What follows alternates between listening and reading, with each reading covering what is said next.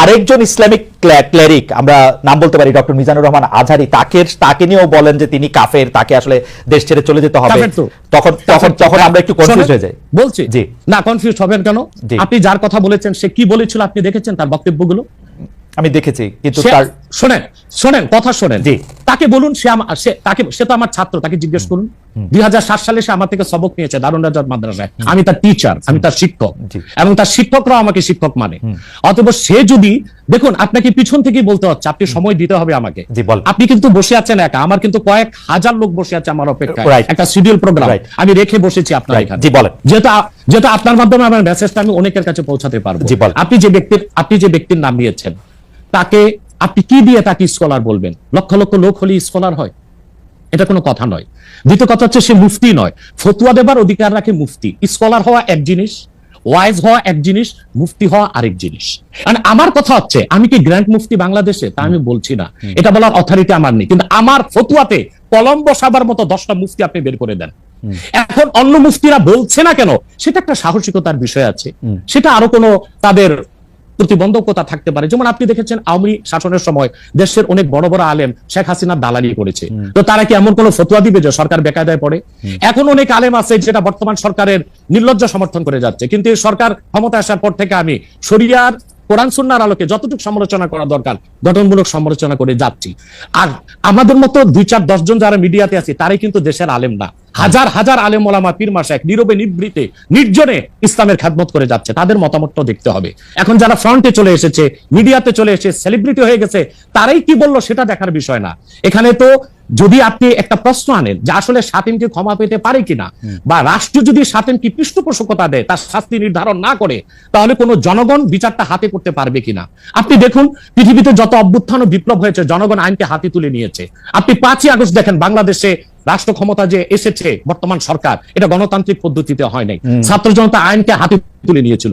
এই বিপ্লবকে আপনি অবৈধ বলবেন? যে 6-7 জন সমন্বয়ক নেতৃত্ব দিয়েছে তাদেরকে আপনি সন্ত্রাসী বলবেন? না, কিছু করার ছিল না। 15 বছরে যে জগদ্দল পাথর ফেসিবাদী হাসিনা বসেছিল, গণতান্ত্রিক পদ্ধতিতে এটাকে সরানো সম্ভব হয় নাই, আইনকে হাতে তুলে নিতে হয়েছে।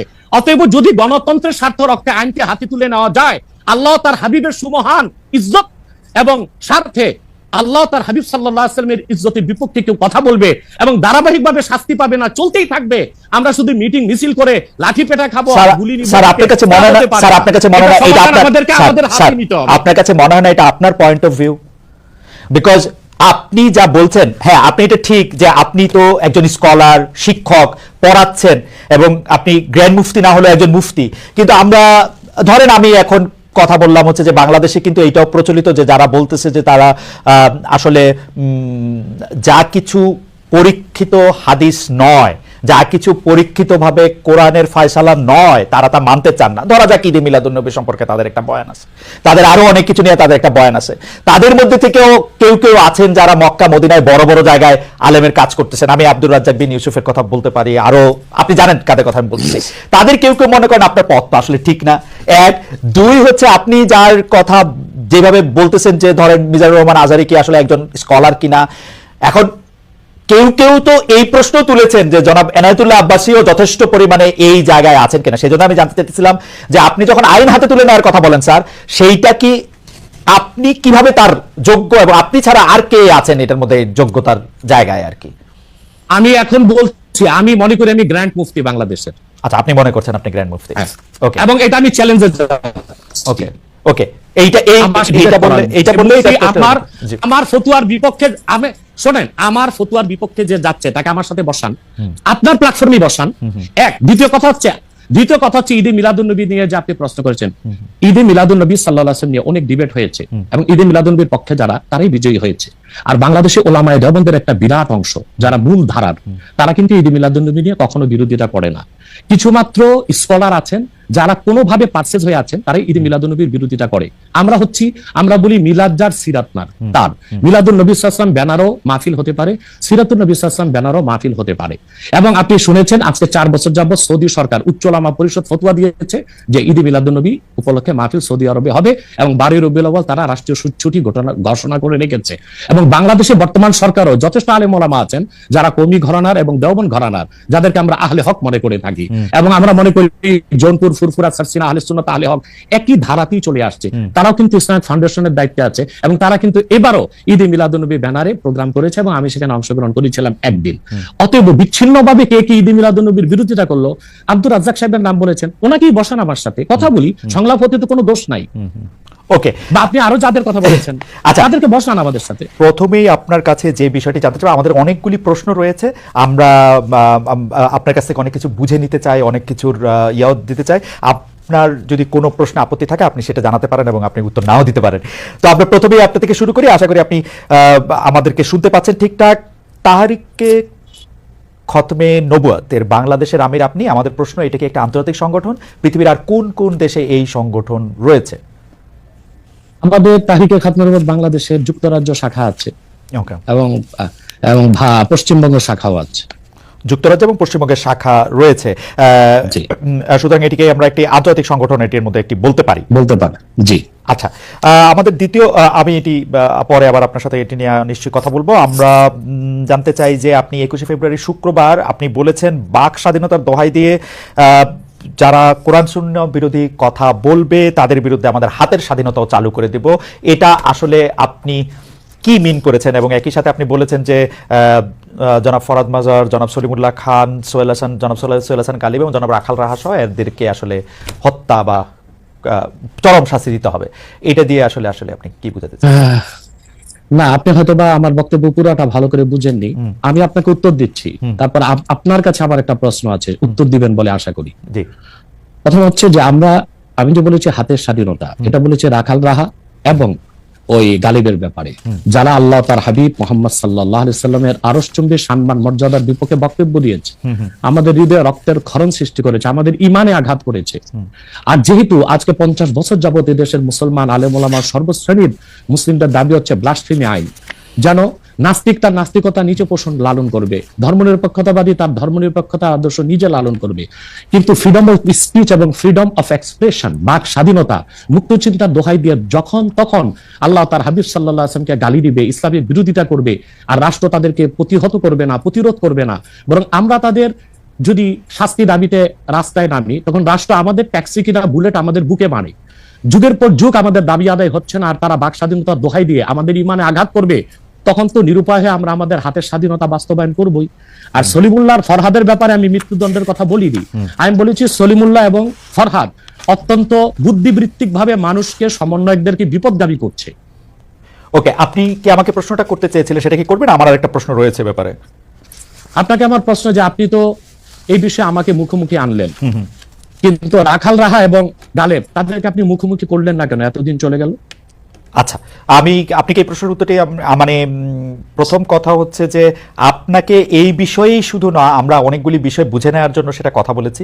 আপনি একজন ইসলামী স্কলার, বিভিন্নভাবে আপনি হচ্ছেন এই বিষয়ে আপনার যে মতামত, সেই মতামত দেওয়ার জন্য অনেকে বলে থাকেন সবচেয়ে যোগ্যদের একজন, সেজন্য আপনার কাছ থেকে আমরা এটা শুনতে চেয়েছি। জনাব সোহেল হাসান গালিব এবং জনাব রাখাল রাহা তারা এখন আত্মগোপনে আছেন। আমরা শুনেছি সোহেল হাসান গালিব হচ্ছে মানে ইয়ার হেফাজতে আছেন, যাকে গ্রেফতার বলা হচ্ছে। সেই জন্য আমরা তাকে আসলে ইচ্ছা করলেও আমরা আসলে তাকে পাবো না এবং তাকে মুখোমুখি করার ব্যাপারে আমরা পারবো না। আপনাকে মুখোমুখি করার অর্থ হচ্ছে আমরা আপনার কাছে অনেক কিছু আসলে জানতে চাই এবং বুঝে নিতে চাই, যেহেতু আপনি এই বিষয়ে কথা বলার জন্য সবচেয়ে যোগ্যদের একজন বলে অনেকেই মত দিয়ে থাকেন।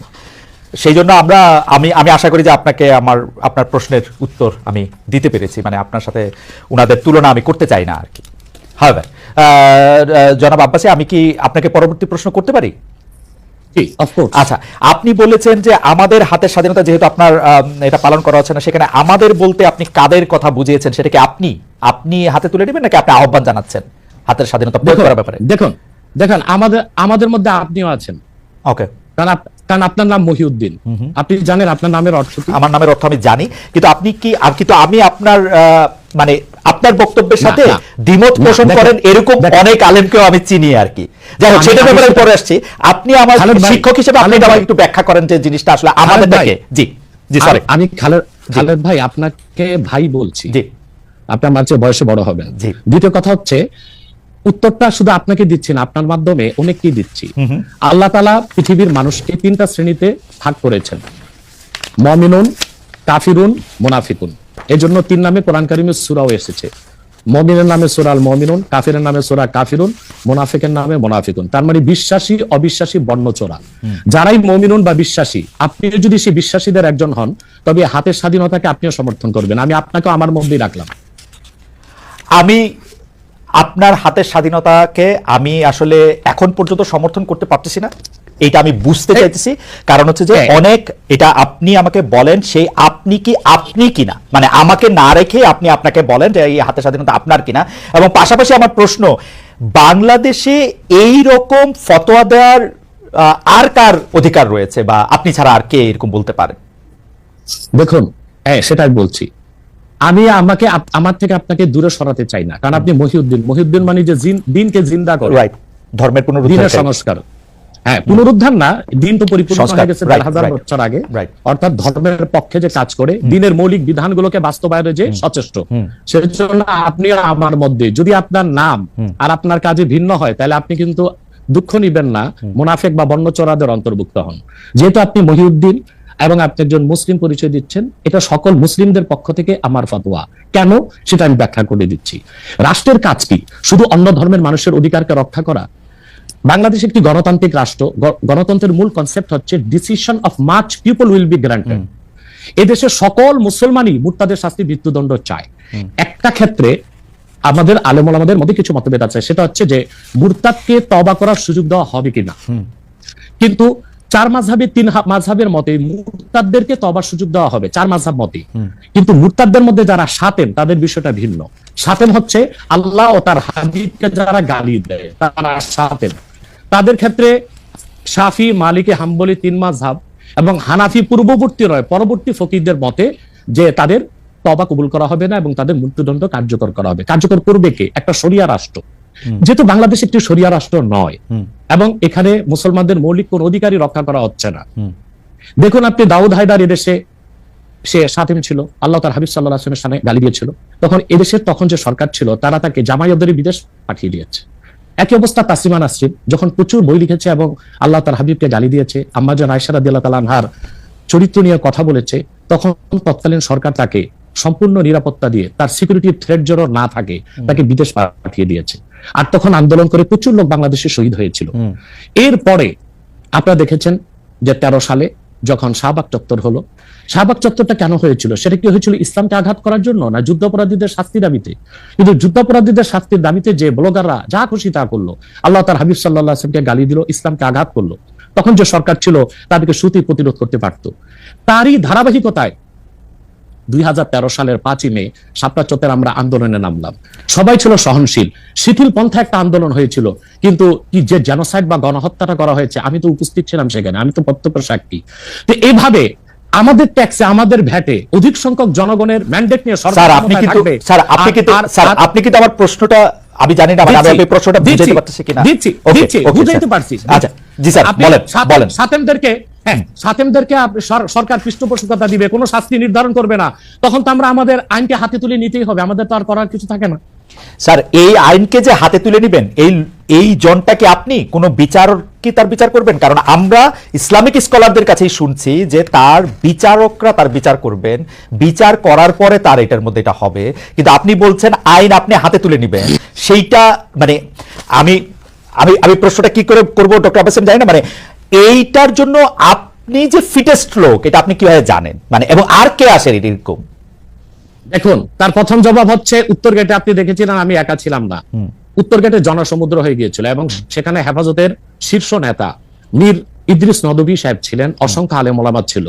আমার ফতোয়াটা তারা সবাই সমর্থন করেছে, অতএব এই ফতোয়া আমি একা নই। আপনি যে স্কলারদের কথা বলছেন, আদৌ কি তারা স্কলার কিনা এবং জনগণের আস্থা আছে কিনা, সেটা একটা দেখার বিষয়। তাহলে তো আমি বলবো আমার মত ঠিক কিনা, তার যদি অন্য স্কলাররা দ্বিমত পোষণ করে, আপনার টেবিলে তাদেরকে ডাকুন, আমার সাথে ডিবেটে আসুক। আমাকে ইসলাম এই অধিকার দিয়েছে। আপনি তো এর আগে অনেক মানে আমরা কোথায় কনফিউজড হই স্যার, আমরা যারা আপনার মতো এত এই মানের আলেম না, কিন্তু অন্য আলেমদের মুখে আমরা যখন শুনি যে এটা আসলে বিচার করতে হবে, কেউ আসলে ফতোয়া দিতে পারে, কেউ দিতে পারে না, এবং আপনি যখন